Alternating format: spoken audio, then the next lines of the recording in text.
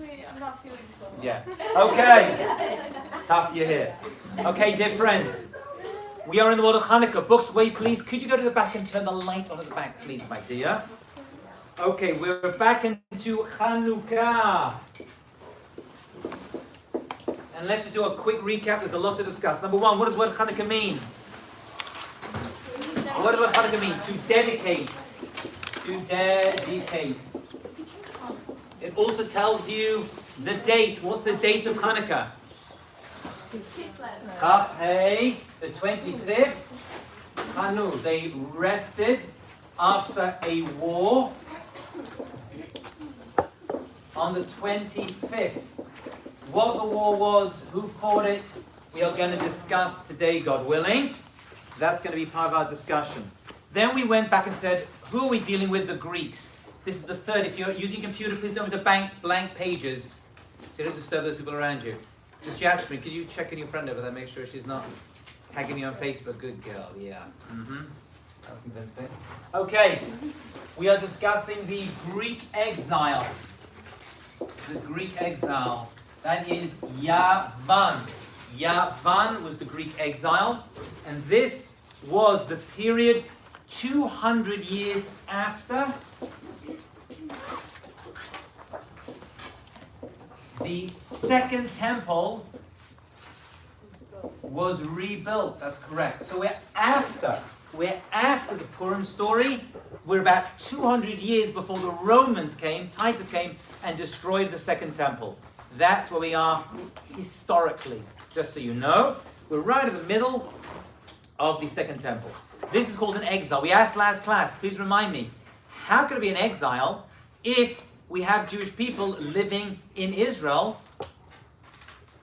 Spiritual exile. So we're going to have to say there was some kind of removal of Hashem Shechina, and we were actually removed from the temple itself, which was going to be a problem. Erica? So This is just a recap. Yeah.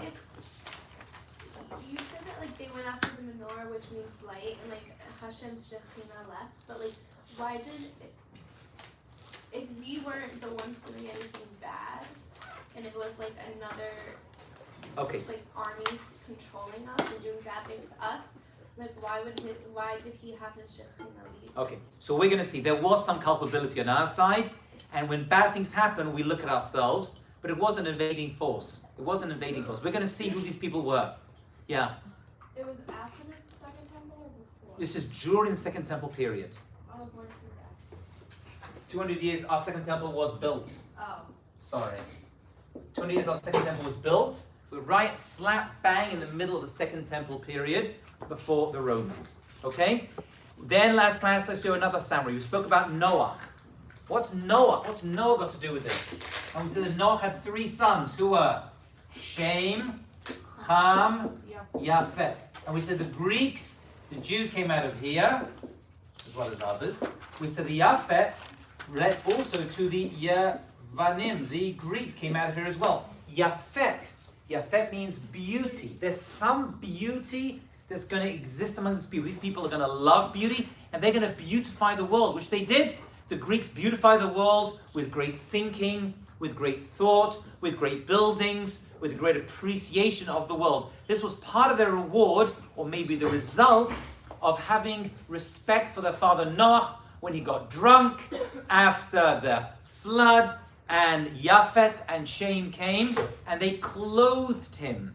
And they clothed him, and they covered him in a very modest way after his son Ham violated him, if you remember from last class. Okay? So let's have a look. Today we're going to have a look on page 86 at a Gemara that says Greek. And Greek thought and life actually was a beautiful thing. I'm not referring to the Greek life you see in most college campuses in America today. Thank God not at this university. Heaven forbid. We have Jewish life, not Greek life. We should make some Greek life. No There Greek are life. fraternities already. No fraternities. We have A Pi here.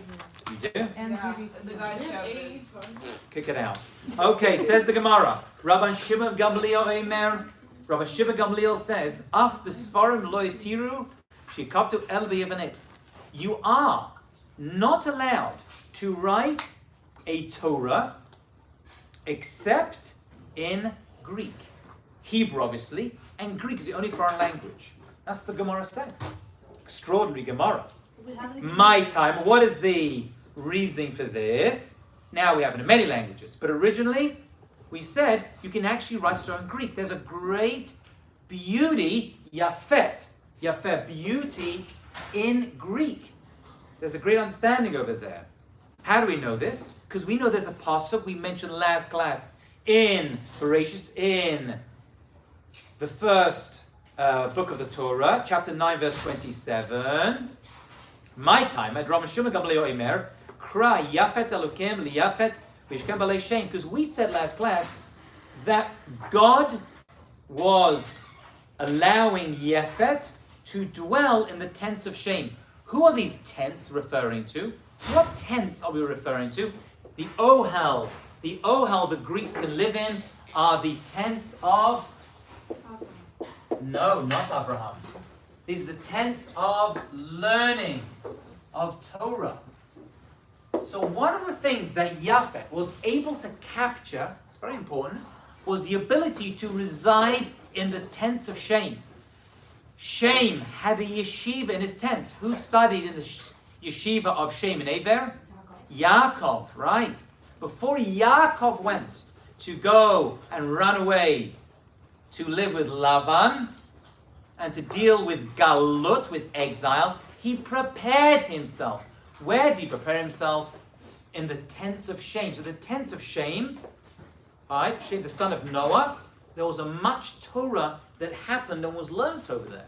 They received a lot of Torah. And that's how Yaakov prepared for galut.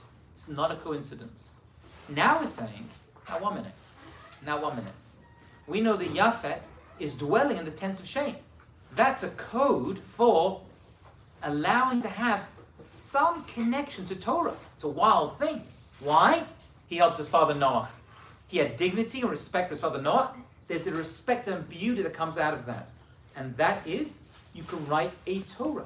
Now, we aren't so happy with this concept because Torah should be in Lashon Kodesh. Look at the next Gemara at the bottom. How did the first Torah get translated to Greek? There was a king by the name of Ptolemy, in Hebrew, Ptolemy in English, and the Gemara tells us very famously, and this is all to do with the Chanukah story, that he wanted to see the Torah in Greek. So he got 72 elders, and he put them to 72 chambers, says the Gemara. He separated them. And he says, do me a favor, translate your Torah into Greek. I want to be able to read it and understand it. And they did it. And each one of them wrote it and gave the exact, this is unbelievable, the exact same translation into Greek. What's amazing, by the way, was that these 72 elders knew Greek well enough they could actually translate the Torah into it. This was the language of his day. They understood it. They studied it. And they gave the exact same translation. According to the Gemara, not for now, but they actually changed miraculously certain parts of the Greek that did not reflect because they thought they would be misunderstood. So certain things they changed, and miraculously they all had exactly the same changes in their manuscript. This was seen as a very bad thing. It wasn't great. Although we understand that it can be in Greek, still, once you take the Torah and put it into another language, there was something negative that happened at the same time as being a positive thing. So it was a good thing because Greek is a beautiful language and there's great understanding, and it got spread. Now we see the Torah in many languages, right, and understood. However, there was something they were going to do with this translation which wasn't good. So there's a little bit of a double-edged sword over here. Okay, let's try to figure out why that is. Okay? Yeah, officially and understood, yeah. According to our Chazal, yeah. One second. Let's just go through. Says the Maharal like this. He says, why did they want the Torah in Greek? They weren't trying to hurt us. They weren't trying to destroy us. They wanted wisdom. The Greeks were all about wisdom, understanding, knowledge. They were smart. And we appreciated that. And that's why the Maharal says, top page 87, Kol ina malchut zeh shayu mavakshim chachma. All the Greeks wanted was chachma, wisdom. They wanted to translate everything. It wasn't just the Torah. They wanted to grow in wisdom. And that is why they asked the rabbis to translate the Torah. It's not a bad thing. They said, give us your Torah, let us understand it, let's learn it, and this way we'll be able to appreciate exactly what the Torah can teach us, the non-Jewish nations, as well. Good or bad? It's great. Right? You would have thought there's nothing bad about it whatsoever. And even we saw, the Gemara says, Ram Shimon ben Gamliel says, we want the great beauty of Shem, the Torah of Shem, son of Noach, to reside even with the Greeks. Okay? So Greek language can actually help you understand Torah. I mean, right now we're talking in English, which is not Greek, but we are able to spread the Torah to reaches and to people who otherwise are very, very far away. Says the Gemara, Yafet elokim liyafet yifshchem ba'alei Shem. We did that already. V'yafitu shel yafet yeh ba'alei Shem. The beauty of Yavan will be in the tense of Shem. Hence, it is permissible and desirable to use the external beauty of the Greek language, which the beauty of the Greeks, as a helpful tool to get understanding of Torah in another way. Okay? And that's how it started. Let's go back a little bit to the first and probably most famous Greek. And let's see a very famous story, which you may have heard, about Alexander the Great. Now, Alexander the Great is going to be an incredible person. Hence, the expression, the Great. And we, the Jewish people, had a very good relationship with him. But it was a little close when the Greeks came in and overtook the Middle East, as we understand it today, and eventually Israel. That first meeting with Alexander the Great was a little bit precarious. Okay, so let's see that first entry of the Greeks into the land of Israel. Yeah. We just did, yeah. He was just pointing out how this Greek is great beauty and it brings great beauty to Torah and helps us expand our understanding, which we do. To this day, we understand Torah, we love Torah, and we use other forms of chokhmah, of knowledge, right? I mean, archaeology, right? Sociology, psychology, you understand exactly what's happening in the Torah. The Torah got expanded. It was, to some degree, beautified by this Greek knowledge. There's going to be a problem, a big problem, which is going to lead to a war, a spiritual war, and then a physical war, because once they spiritually try to get us and aren't successful, they physically try to get us, but we're going to get there soon. Sorry, yeah? Sorry. Why would we need a translation for beautiful? It's going to expand our understanding. It's going to expand and beautify understanding, and Greek is a beautiful understanding and adds a lot more to our appreciation of the Torah. On the surface, no doubt, yeah. The Greeks weren't Jewish, though. They were not Jewish. So why did they want to translate? Why they wanted wisdom. Why does any nation want to take an understanding from other nations? They want to increase wisdom in the world. They love learning. So it was going to be okay to translate the Torah. Yeah, we understood that too. We understood, you know what? It's a beautiful thing. They're going to take our chokhmah and they're going to increase it. That was the quote-unquote original idea, but we're going to see they're going to remove something from it, which is going to help us lose everything. Let me just do this Gemara and let's just get through this together. Come. Okay, so listen to this amazing story on page 88. You can follow in the English. It was the 25th of Tevet. Okay? And there was a special day, the day of Mount Gerizim. Certain events happened there before. And there was no mourning on that day. It was a day on which the Samaritans, now these were people who resided in Israel, who caused a lot of trouble for the Jewish people in their day. Right? The first of the good Samaritans, really they were the bad Samaritans. Okay? And they demanded the house of our God from Alexander the Macedonian. So Alexander the Great entered into Israel. And the Samaritans realized that this Greek powerhouse had tremendous power and control over Israel. And they wanted to approach Alexander the Great and say, listen, when you're taking over Israel, you're getting to Jerusalem soon, we want you to give us the temple in Jerusalem. Because he was going to divvy up the land any way he wanted. Okay? And that they wanted to destroy it, or use it for their own purposes, and give it to them. So, there were spies who were there, and they came to Shimon Hatzadik, Simon the Righteous, who was a tremendous tzaddik who lived in those days, okay, in Eretz Yisrael. So what did he do? So he was a Kohen. and he had a plan. This is this amazing story. He dressed up as the Kohen Gadol. Okay, he put on his priestly garments, and he took a group of people with him to go and see Alexander the Great. Okay? And they went by nighttime, and they carried fiery torches in their hands. That's significant, but not for now. And they walked all night, some on one side, until the dawn rose. When the dawn arose, says the Gemara, Alexander said to the Samaritans, who are these people? And they said, they're the Jews who are going to rebel against you. Overtake them. Go get them. They reached Antipras, and the sun rose, and they met. When Alexander saw Shimon Hatzadik, he got off his horse, and he bowed down to him. This is Alexander the Great. Bowed down to Shimon Hatzadik. Imagine the commotion at seeing such a sight. And they said to him, well, you're a great king, a great conqueror. He was an incredible individual. Died very young. Why would you bow down to this Jew? And he said, I'll tell you why. Because every time I go to battle, and Alexander the Great had a lot of battles, I have a dream. And in my dream, I see the face of somebody. And whenever I see that face, I know I'm going to be successful in battle.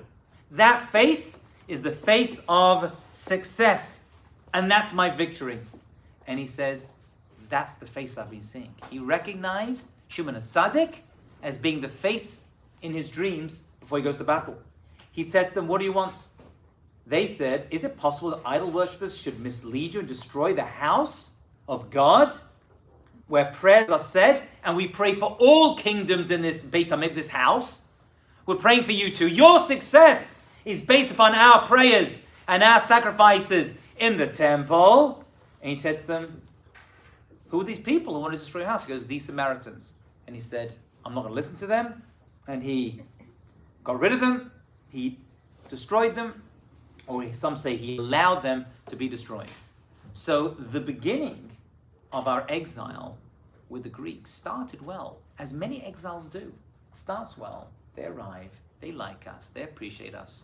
And so great was Alexander the Great, so appreciated, that there was a ruling made, according to our tradition, that every baby boy that was born that year, I think it was that year, would be called Alexander. And you'll see among the Jewish people today, many Jewish boys, and then why? Alexander was a Greek general, right? And yet, I'm sure many of you have Alexes in your families. That name was passed down through generations and comes from this first meeting with Alexander the Great. So you'll see Alex's right through. I have an uncle Alex, right? Passes right through Jewish history from this one meeting. So it starts off well. And Alexander the Great was a conqueror, but he was someone who wanted to enlighten, I'm using that word specifically, the world with wisdom. He wanted to share his vision of wisdom and understanding with the entire world. That's who he was. He was the prime positive example of Yefet, of beauty, but Ohele Shem, in the tense of shame. Sigal, what's on your mind? I was just gonna say, whatever. It's not like I don't think you can answer it, but like, if he was Greek and loved beauty, why would he want to destroy the Beit HaMikdash? He didn't want to destroy the Beit HaMikdash. That's the whole thing. But He came to a new country. He thought, because people came up to him and gave him misinformation, and he very quickly deciphered this wasn't correct. He thought maybe it was a rebellion. He was still a war general. They made him believe that these Jews were going to attack him. Not the first time people have made non-Jewish nations to believe that. And he was proven wrong, and he didn't do it. This is Rabbi Samson Raphael Hirsch. This is in English, top of page 89. It was shown to Alexander the Great immediately with his first contact with Israel that even though he had been sent to bring all the countries of the East under the wings of the culture of Europe, despite this, because he came from Greece, there dazzled and illuminated his eyes, even in the Near East, on the very shores of the Mediterranean, a culture that was greater and more elevated than his. He appreciated Jewish culture and Jewish learning and Torah learning. Against his will did Yefet bow to shame. That's what happened, right? And the great Greek conqueror was no more than a scout who captured and prepared the ground for the spirit of Israel. So we see that he had a purpose. and his purpose was to bring great light to the world. So far, so good. But we're going to see that he died very young. I think he was in his early 30s, which is, by the way, unbelievable what he achieved in a short amount of time. We're going to see that soon after this, others came, took over, which is going to end up with Antiochus IV, and this is going to end up being a problem. Yeah. Aren't the Samaritans just like They don't exist anymore. They don't exist anymore. Nah. they do? People have. That's nothing. There's some communities Samarians? in Israel Is that it? who believe they are, but yeah. But Like I don't think there's any Samarians? real connection between them. What we see today. Okay. So far so good. So what's the problem?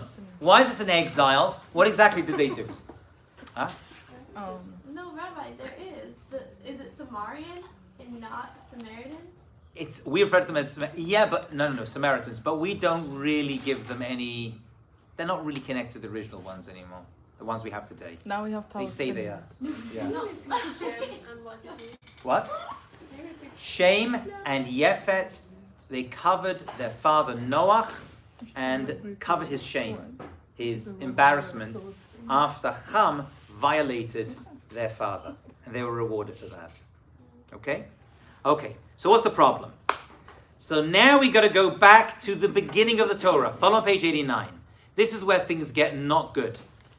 And the Gemara and the Midrash tells us, Reish Lakish explained that there's a verse in the Torah that says, V'haaretz hayita tohu vavohu, and the earth was desolate and void, v'choshech, and there was darkness, These words are a reference to the exile of Yavan. Says Reish Lakish. If you want to see where the exiles are all mentioned or hinted at the beginning of the Torah, the exile of Yavan, the Greek exile, right, in the Torah, goes all the way back, is hinted at the beginning of the Torah, and what's that? Tovavo v'choshech. Choshech. It's in Bereshit.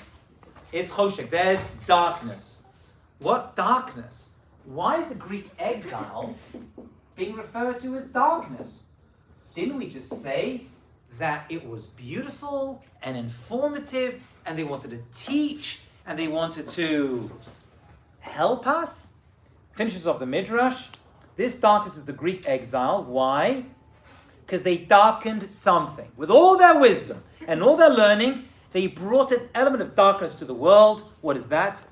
She hirshicha einem shel Yisrael b'gezeroteihem.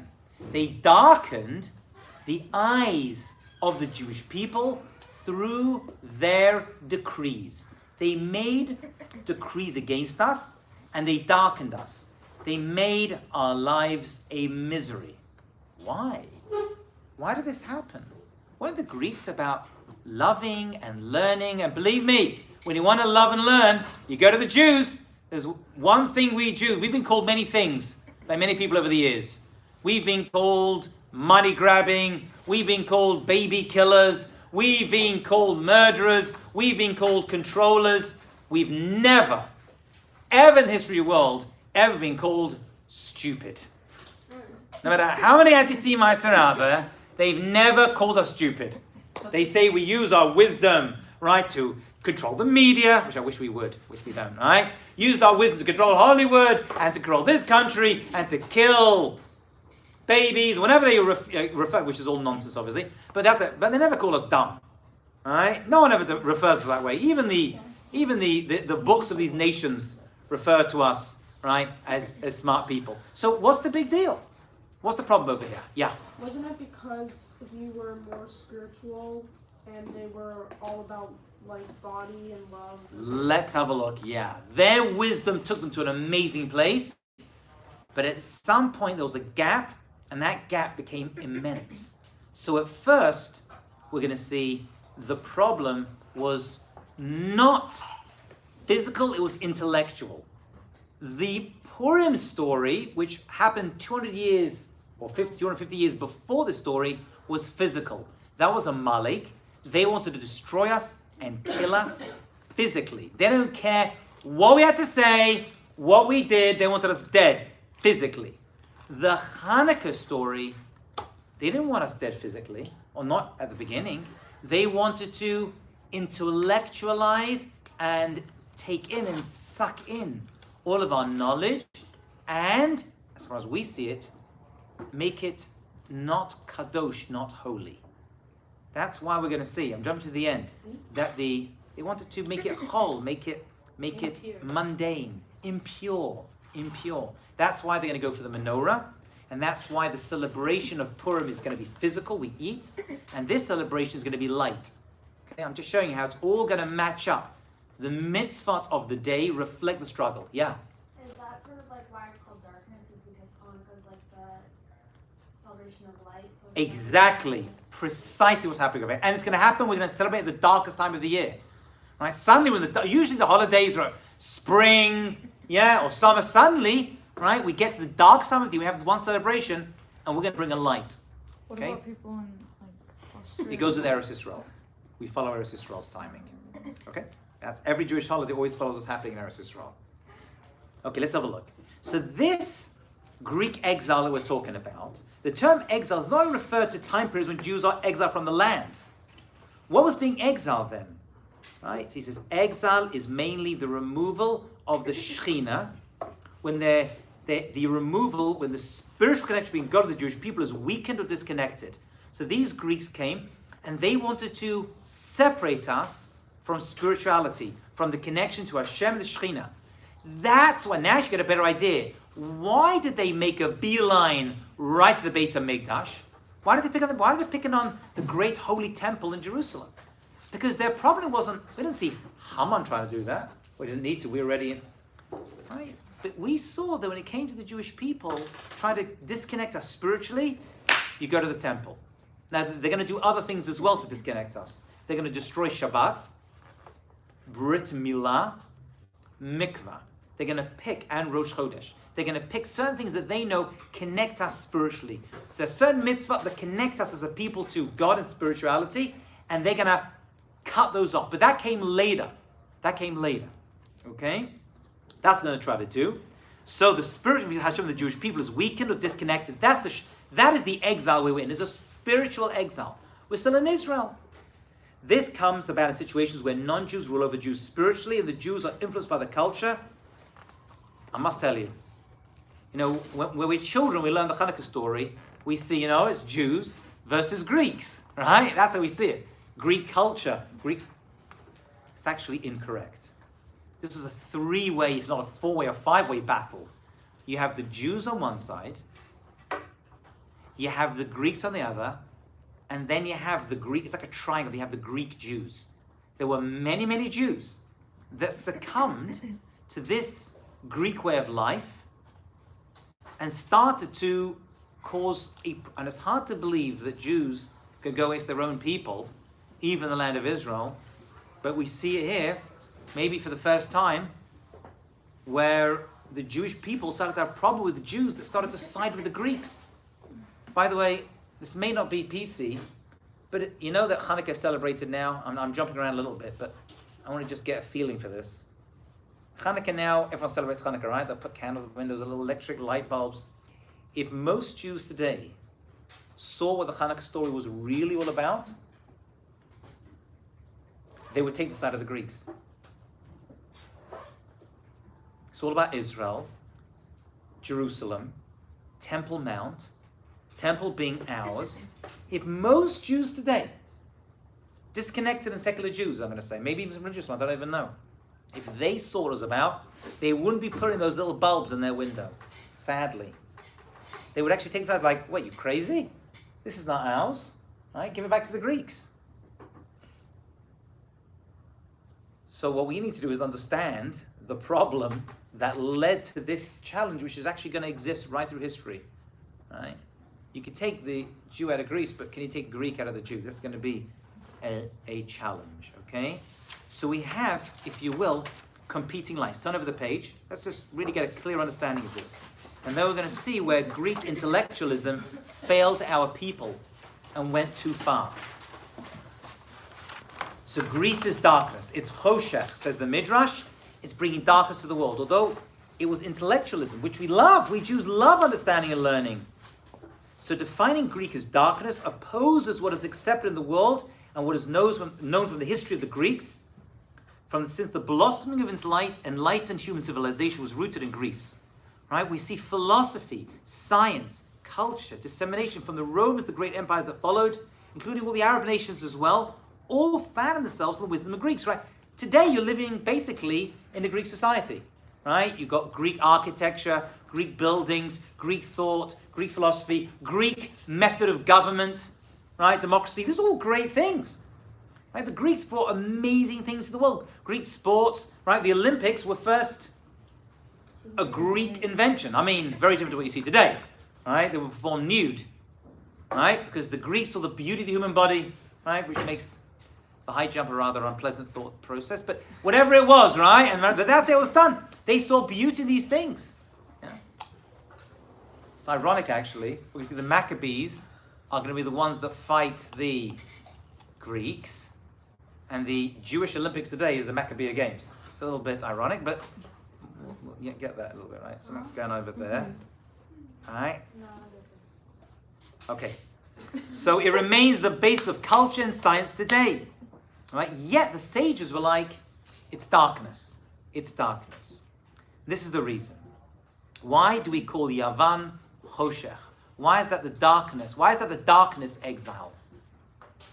And the Greeks were so scholarly, it was their intention to compete with the Torah's wisdom and the Torah nation. That's basically it.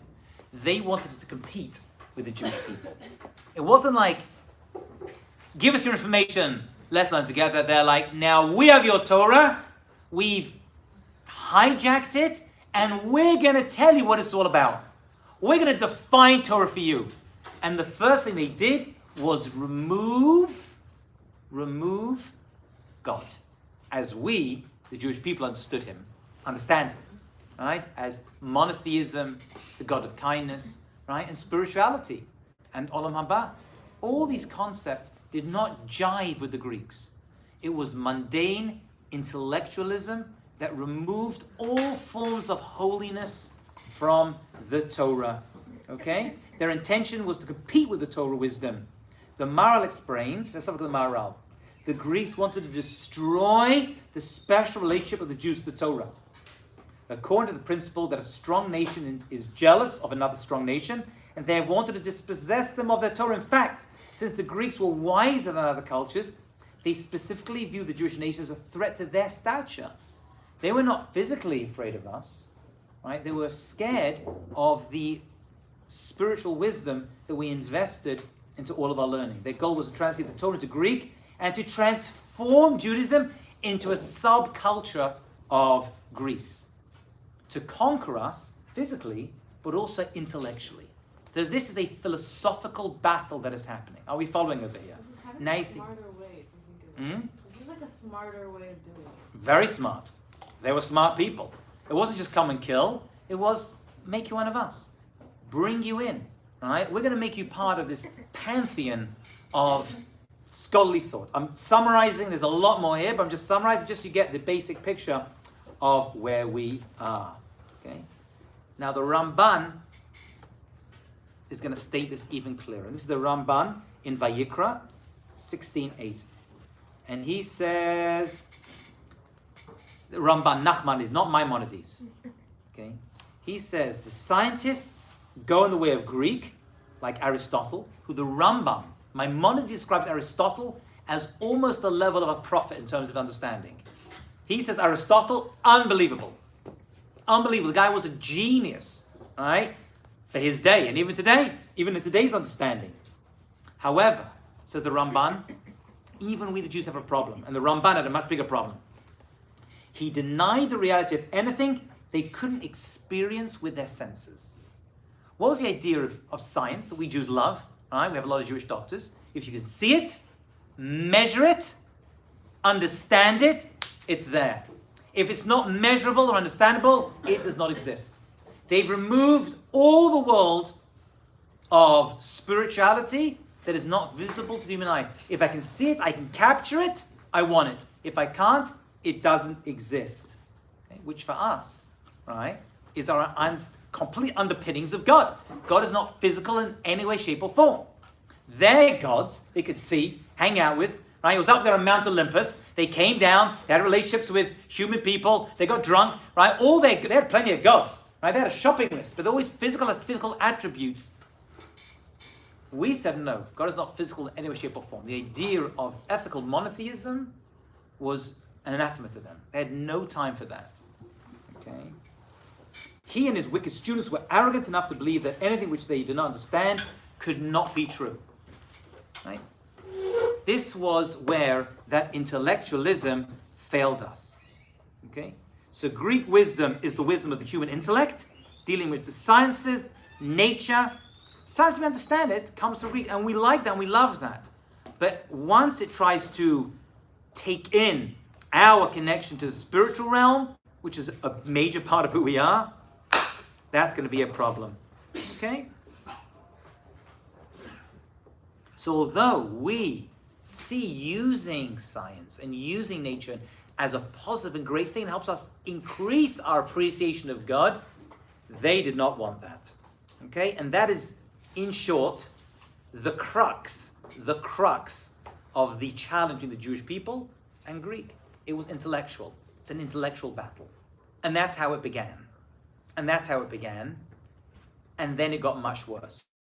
I think it was Winston Churchill who said, it was him actually, who said that anything you see today in intellectualism and understanding has come from the Greeks and the Jews. Right? Those two worlds, he says, those two worlds of Greece and Jerusalem, I believe is the exact wording, has led to pretty much all the understanding we have in the world today. Right? That was what was happening over here.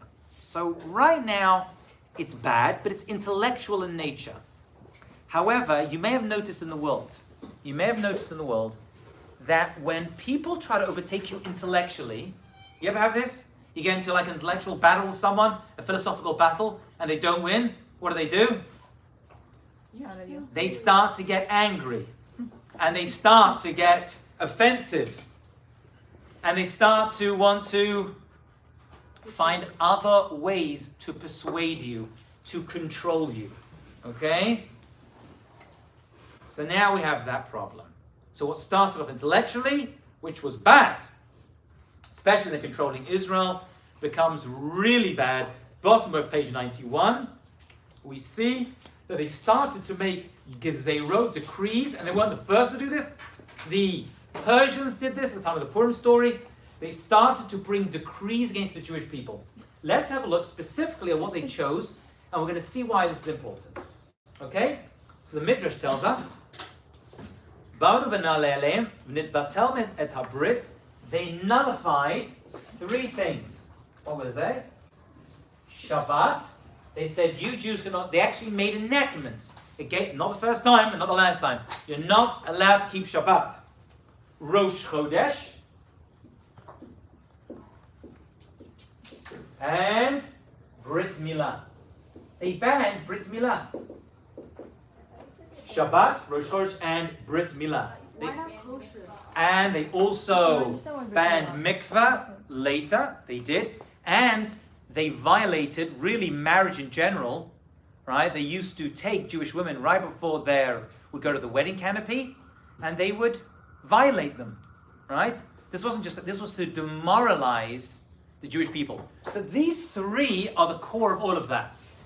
These three are the core. Let's see why they chose these particular mitzvot to decree against.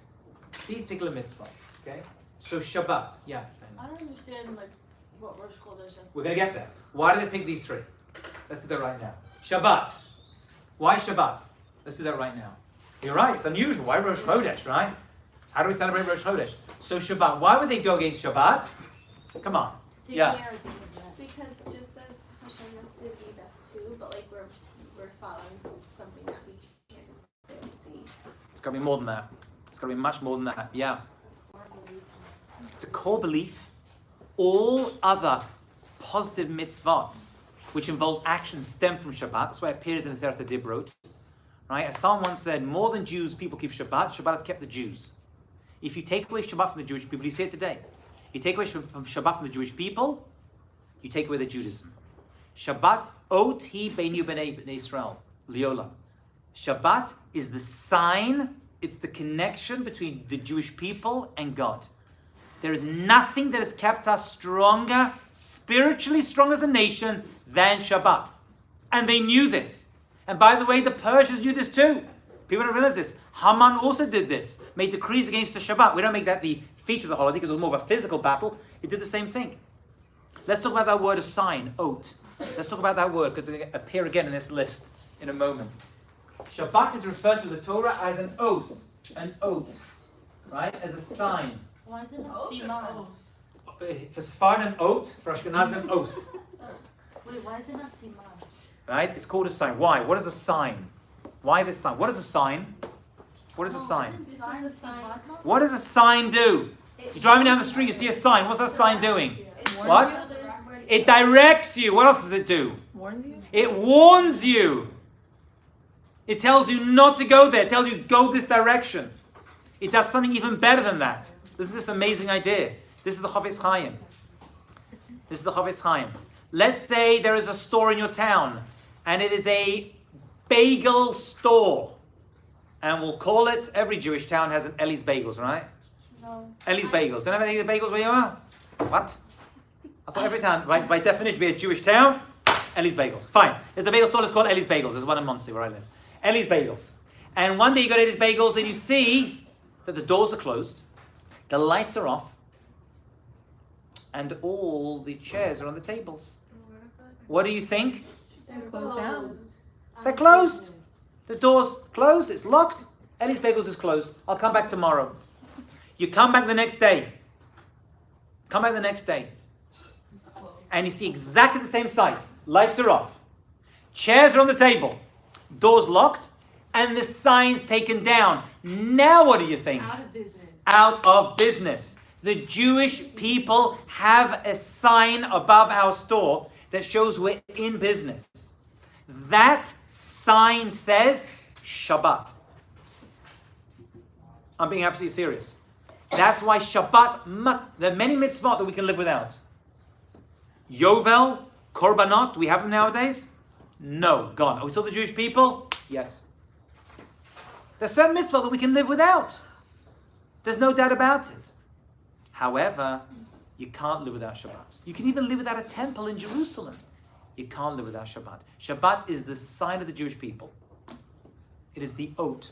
That's what the Torah says. Oti beinu b'nechem. It's a particular sign. Once it comes down, we're done. They knew this. This was known information. That's why you'll see right through history.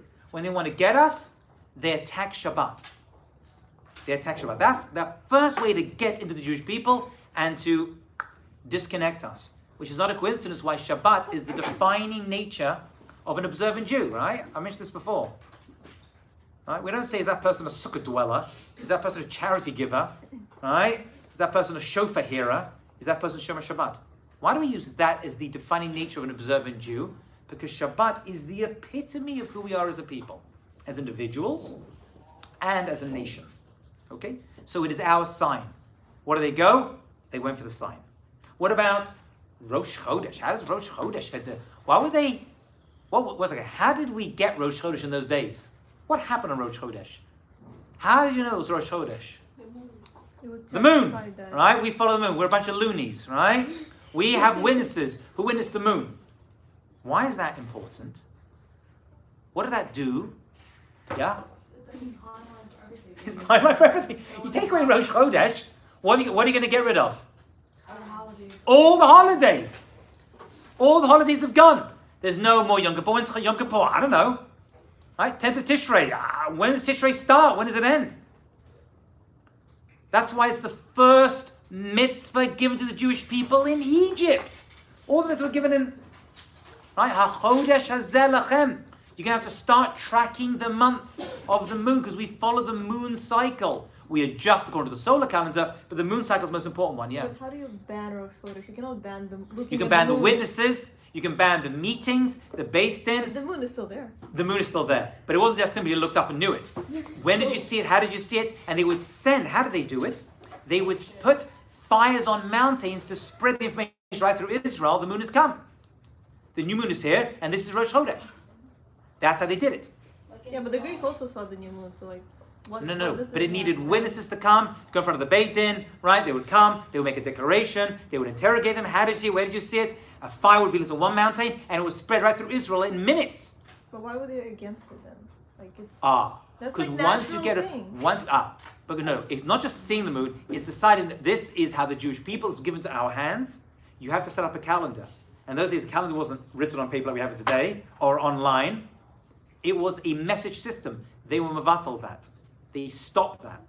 Once you stop that, nobody knows in other parts of Israel when to start the new month. You've now broken down the entire calendar system, and by doing that, as Grace said very correctly, the entire holiday system now is mevatel. It's gone.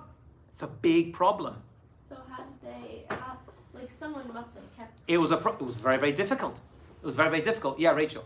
I was just gonna say, is that why like we celebrate like one day in Israel versus Exactly. No, that was another problem, okay. which actually there were Jewish people who caused the problem with. That why do we celebrate Asa for 2 days? Because eventually people started to make fake fires. There were Jews that did this, Okay. right? Who were against the Sadducees, were against the Pharisees, right? Against the rabbis, basically. And they started to. So this led to the problem of chutz, because this even worked getting information to chutz la'aretz, and that was lost as well. So that was the problem over there. If That's there's how no that new happened. moon, how can you make a fake fire? Like everyone sees the moon. It's No, not the like question is, no, adults. everyone sees the moon, but do we consider this to be the new moon? All right, it was cloudy days and non-cloudy days. It wasn't so clear, Yeah, but how and it do had to be declared. But the Beit Din had to make the declaration and make an official statement. Without the official statement, you couldn't just see and decide. I mean, that's probably what people were doing, but it wasn't unified. A community saw another day. It was cloudy in north of Israel. There was a complete How mishmash. is this against like the Greek? Like they're against like all that you said Ah. like, cannot be measured. So or now, that's not no. natural. Their problem now is to stop us spiritually. The intellectual fight becomes a problem. Now they're like, okay, we're going to get you Jews. We're going to stop your spiritual connection. How do you stop that? Number one, stop Shabbat. Two, stop Rosh Chodesh, right? And the Jewish holidays. What else does Rosh Chodesh represent? What does Rosh Chodesh represent? Because it's going to represent something very, very big. The beginning, right? Chodesh. And how it represents this to this day. First mitzvah.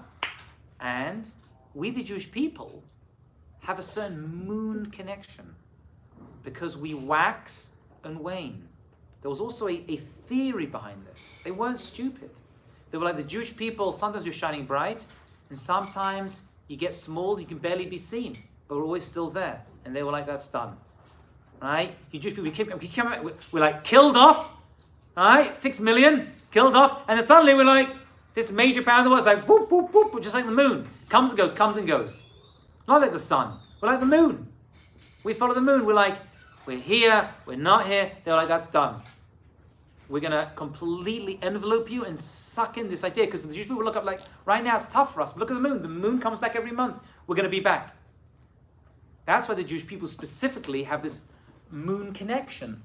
Right? That's why the Jewish calendar follows the cycle of the moon. There's the idea of the Jewish people also wax and wane. There was a point to this too. And finally, Brit Milah, which is also called an oat, an os, a sign. Brit Milah is also another mitzvah called an os. Right? And by the way, so is tefillin. So they took away two of our signs. Now, obviously, you can understand why Brit Milah. Brit Milah is the introduction of a Jewish boy, right? Which parents bring their child to the Jewish nation, and they were basically saying, no more Jews. Now, they had another problem with Brit Milah. They had another problem with it. And that was, which the Romans did as well. They're also going to, 200 years later, try to stop Brit Milah. And what was that? They saw the body as perfect. The body, that's why they idolized the body. They were obsessed with it. And we, the Jewish people, a brand new body comes out. It needs work.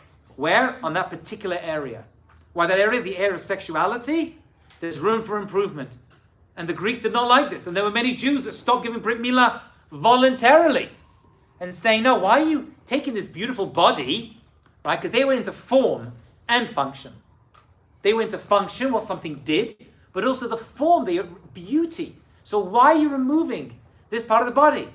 Right? If God made you, who's better? You or God? And we're like, we're better, says Rabbi Akiva many years later to the Roman general. We are better because God gave us the raw materials and we see there's room for improvement. Room for improvement. That is the sign that is put on the body, as if to say, you think you're perfect when you're born? There's room for improvement. We take away a little bit of skin to say, we're going to have to work on this in this particular area. Yeah. Couldn't you also say it's taking away like their spirituality in the way that you said, like when they take off that piece of skin, it's like connecting the boy and God together? Yes, absolutely. It's precisely what we're saying. We're saying we're disconnecting God and from the Jewish people because this is the spiritual dedication of the Jewish people. By the way, now you're going to tell me the connection between Brit Milah and Chanukah. 8 days? 8 days. 8 days, right? Can't be coincidence, can it? Could be. It's not. It's not. When do we give the baby a Brit Milah? The 8th day. How long is Chanukah? 8 days. Why? Because we're going to see that miracles are going to be the antidote to this is going to be miracles. That's why Chanukah is open miracles, as opposed to Purim that were hidden miracles. That is the ultimate answer to this intellectual problem. You're intellectualizing it. Let me show you that something is lamala min hateva, above the natural order. And that is represented by which number? The number 8. So they came along and they said, no. You're taking the number 8. We're going to get rid of it. They want to get rid of it. No, there's no special spiritual connection. There's no difference between us and you, right? There's no spiritual realm. You see it, you don't see it. So they now come along and say, we don't want the number 8. It's going to come back and bite them, as it were, because the number 8 is going to come back and be the hallmark for the miracle of the oil. Not that we got to the oil yet, but that's going to be the final piece. And that's going to be, everything over here is going to come down and be lasered into the menorah, into that oil. But they had a problem with the number 8. For us, why don't we give the Brit Milah on the 8th day? Because this is a spiritual thing, it's not a physical thing, right? There are millions of babies that have circumcisions in America today, right? We know all the physical benefits of circumcision, right? It's standard practice in many, many hospitals among many, many nations. But for us, that's not the reason. There are health benefits to it, no matter what they tell you, there are health benefits to it. But that's not why we do it. It stops a lot of diseases going out there. There's a lot of health. I'll show you the American Medical Association came out the whole thing. I'll show you after class if you're interested. But that's not what we do. We don't care whether it is or isn't. Right? This is our tradition. This is our 8. This is lamala min teva, above the natural order. That's 7. This is 8. And they were against 8ism. So the Chanukah is going to be for 8 days. We're going to see. It's not a coincidence. Right? It's actually the solution, the tikkun to these people. Yeah. Most people get circumcised? Many people do, but they do it for whatever reason they do it for. Right? They do it because that's what we do. Or I think the royal family does it as well. Something like the 20th century, there was like this debate that went around. That what? If you circumcise, guys wouldn't masturbate as much. Whatever reasons they had for doing it, they say it's a healthy thing they want to say. Right? But it's healthy as a physical health thing, not a solution to something, a physical health thing. And maybe there is, but that's not why we did it. And they knew that. And had a problem with that. Okay? So this is what they wanted to take away. And this is the story of Rabbi Akiva and Turnus Rufus, I just mentioned to you. Turnus Rufus said he was Roman, but the Romans are continuing from the Greeks. And he said, who's better, God or man? And Rabbi Akiva said, man is better than God. Turnus Rufus said, why do you circumcise? He goes, because. What's better, wheat or a cake? And Rabbi Akiva brought him wheat and a cake. I said, which is better? And he said, the cake's better. He says, no, the cake's better. We take the raw materials that God gives us, i.e. the wheat, and we make it into like beautiful cakes. Right? So God gives us an imperfect body, and we immediately say we need to perfect it. So that is the debate between Turnus Rufus and Rabbi Akiva.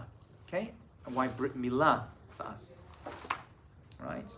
Rav Shor says on page 93, I know we're going fast, I want to just finish off if you don't mind. The Greeks wanted to nullify Rosh Chodesh Shabbat of circumcision. Why would they oppose the mitzvah of the new month? This only includes arranging the order of the months, right? That's what Rosh Chodesh does. They want to destroy the power of renewal because the moon renews itself within the Jewish person, right? Rosh Chodesh, Chadash. I've had a bad month. Don't worry, you can renew yourself. It's been difficult for our people this month. Don't worry, there's always next month. All right? The idea of... And it's Rosh Chodesh tonight, thank you. This is the power of renewal related to Rosh Chodesh and to sanctify the new moon. As is hinted in the words that we say, that in the future, the Jewish people will be renewed like her, the new moon. On Rosh Chodesh, a person, right? Ki Rosh Chodesh nitan hakoach adam l'chadesh et atzma. Right? We can renew ourselves. Okay? By seeing that the moon is renewed, we come to understand there's an influence of renewal in the world. I want to do the last part, if you don't mind. There were other problems.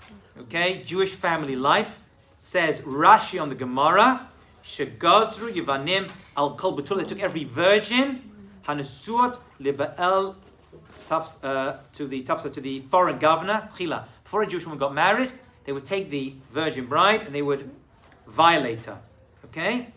Then says the Balaturim, then they prevented Jewish women from going to the mikveh. Right? So now they're stopping, just like the Egyptians did, they're stopping husbands and wives being together. Right? So now they're trying to break down the Jewish family, which is the other major connection between the Jewish people and God. Okay? And this actually was also predicted by Yitzchak, it's not for now, that there would be times when the Jewish people were prevented. So he knew that. He understood that at some point this would be happening, yeah. Could have wrote. Did people stop getting married then? Yeah. It was a big challenge. It was a big challenge. Yeah. Okay, let's do the last piece, page 94 at the top. And then next class we'll start talking about oxes and horns. Says Rav Volbe beautifully, the Jewish exile by the Greeks darkened the eyes of the Jews. What do you mean darken the eyes? It obscured our clarity of understanding. It's like you're sitting in darkness. It's not physical darkness, it's spiritual darkness. Not only did the Greeks make many decrees against the Jews, in order for them to forget the Torah and bring darkness, but they also wanted to prevent the Jews from observing God's laws and took away the status of being the Am HaNivchar, the chosen people. They never saw a special. We were the chosen people, chosen for what? Torah mitzvot. That is what they wanted to sever. What started off as a great desire for wisdom ended up denying our ability to connect to spiritual wisdom. We're going to stop over there. Rosh Chodesh Kislev starts tonight. Have a happy Thanksgiving, and we'll pick this up, God willing, after the holiday. Yeah.